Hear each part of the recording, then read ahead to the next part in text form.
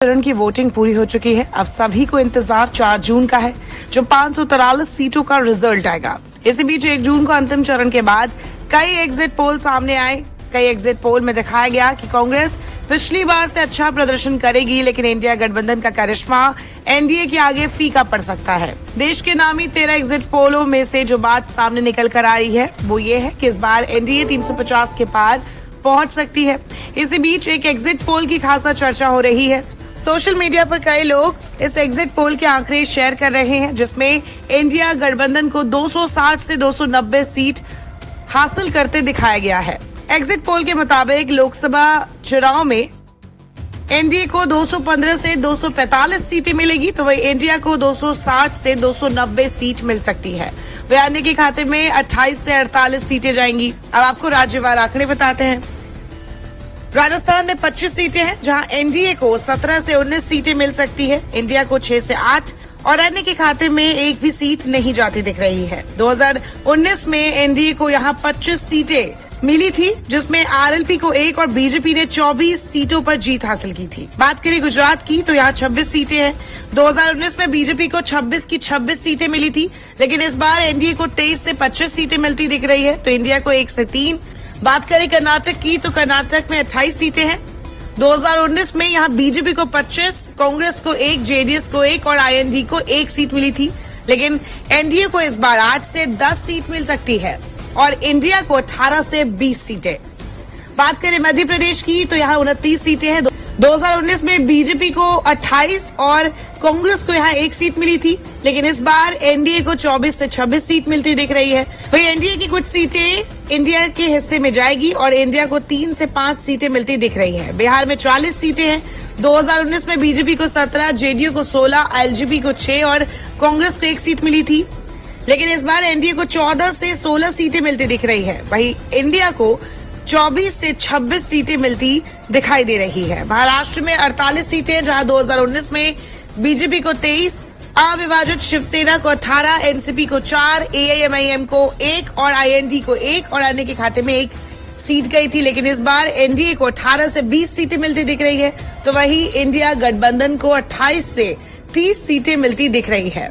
बात करें तमिलनाडु की, तो यहाँ 39 सीटें हैं, जहां 2019 में डीएमके को 23 सीटें मिली थी, कांग्रेस को भी यहाँ 8 सीटें मिली थी, सीपीआई को 2, सीपीआईएम को 2, आईएमएल को 1 और अदर्स के खाते में भी 2 सीटें गई थी, लेकिन इस बार इंडिया गठबंधन को यहाँ सबसे ज्यादा 37 से 39 सीटें मिल सकती है। वही एआईएडीएमके को 0 से 1 और एनडीए को भी 0 से 1। बात करें आंध्र प्रदेश की, तो यहाँ 25 सीटें हैं। 2019 में यहाँ वाईएसआरसीपी को 22 सीटें मिली थी और टीडीपी को 3। इस बार वाईएसआरसीपी का जलवा कायम रहेगा, उसे 15 से 17 सीटें मिल सकती है। हालांकि यहाँ टीडीपी की सीटें बढ़ सकती है, 7 से 9 सीटें टीडीपी को मिलते दिख रही है। वही कांग्रेस को यहाँ 0 से 2 सीट मिल सकती है।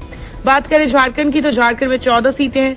2019 में बीजेपी को 11, कांग्रेस को 1, जेएमएम को 1 और आजसू को 1 सीट मिली थी, लेकिन इस बार एनडीए को 6 से 8 सीट मिलती दिख रही है, इंडिया को 6 से 8 मिलती दिख रही है। बात करें असम की, तो यहाँ भी 14 सीटें हैं।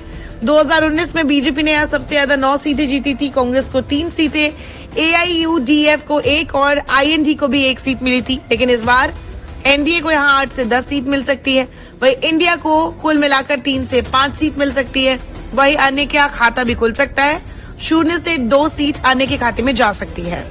बात करें छत्तीसगढ़ की, तो यहाँ 11 सीट से 2019 में बीजेपी को 9 और कांग्रेस को 2 सीट मिली थी, लेकिन इस बार एनडीए को 6 से 8 सीट मिल सकती है। वही इंडिया को 3 से 5 सीट मिलती दिख रही है।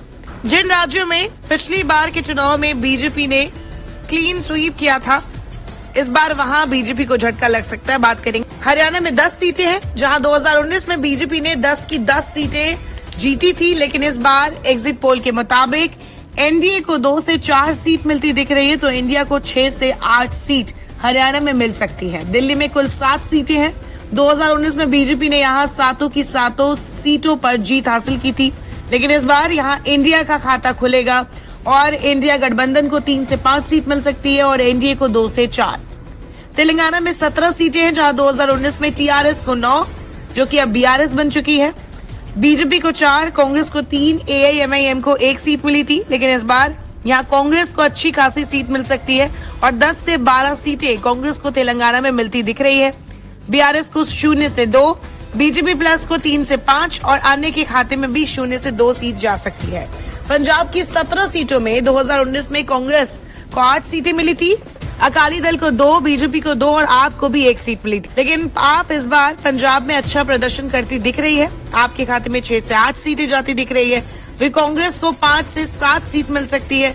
वही इस एग्जिट पोल के मुताबिक अकाली दल, बीजेपी और अन्य का खाता भी यहाँ नहीं खुलेगा। बात करें हिमाचल की तो यहाँ 4 सीटें हैं। बीजेपी ने 2019 में यहाँ क्लीन स्वीप किया था और चारों की चारों सीट पर जीत हासिल की थी। लेकिन इस बार यहाँ इंडिया और एनडीए के बीच तगड़ी फाइट है। एनडीए को भी 1 से 3 और इंडिया को भी 1 से 3 सीटें मिलती दिख रही है।